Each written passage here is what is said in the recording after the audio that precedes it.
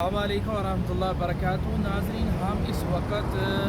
غار حرا کے بالکل سامنے موجود ہیں۔ یہ غار حرا وہ غار حرا ہے جو کہ رسول اللہ صلی اللہ علیہ وسلم جس غار کے اندر عبادت کرنے جایا کرتے تھے، اور اللہ کے نبی صلی اللہ علیہ وسلم نے تقریباً 40 سال اس غار کے اندر عبادت کیا، عبادت کی اللہ تعالیٰ کی، اور یہاں سے اتر کے واپس آتے تھے اور اپنے گھر کے اندر چلے جاتے تھے۔ جب ماں جی خدیجۃ الکبریٰ رضی اللہ تعالی عنہا کے ساتھ شادی کر لی گئی رسول اللہ صلی اللہ علیہ وآلہ وسلم، تو ماں جی یہاں کھانا دینے کے لیے کتنی ہائٹ ہے اس کی اوپر آتی تھی، اور جبریل جو ہے وہ کہا کرتا تھا کہ خدیجہ رضی اللہ تعالی عنہا آپ کے لیے کھانا لے کر آ رہی ہیں، تو میرا سلام ان کو کہہ دینا اور کہنا کہ جبریل آپ کو سلام کرتے ہیں۔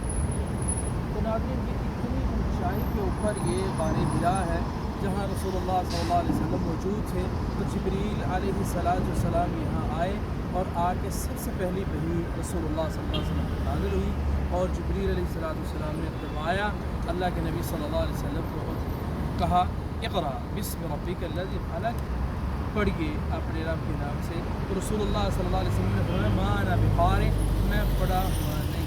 تو جبریل نے 3 دفعہ دبایا، اللہ کے نبی صلی اللہ علیہ وسلم واپس آئے، اور جب رسول کائنات صلی اللہ علیہ وسلم واپس آئے تو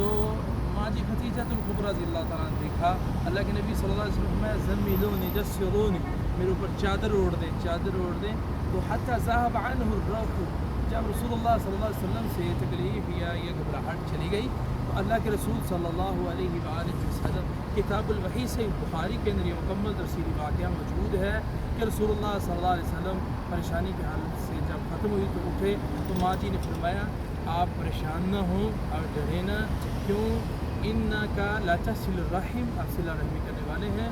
اور اسی طرح اللہ کے نبی کی 6-7 صفات بیان کی، انکا لا تصل الرحم وتقسم المعدوم وتقری الضعیف وتعین علی نوائب الحق، یتیموں کا بے سہاروں کا بوجھ اٹھانے والے۔ تو یہ وہی غار حرا تھی جہاں سے اللہ کے نبی صلی اللہ علیہ وسلم واپس آئے تھے، اور یہ سارا واقعہ پیش ہوا، اور یہی آیت وہی آیت ہے جو الحمدللہ ہمارے اسکولوں کے اندر بھی لکھی ہوتی ہے، سورہ قلم کی اقرأ بسم ربک الذی خلق۔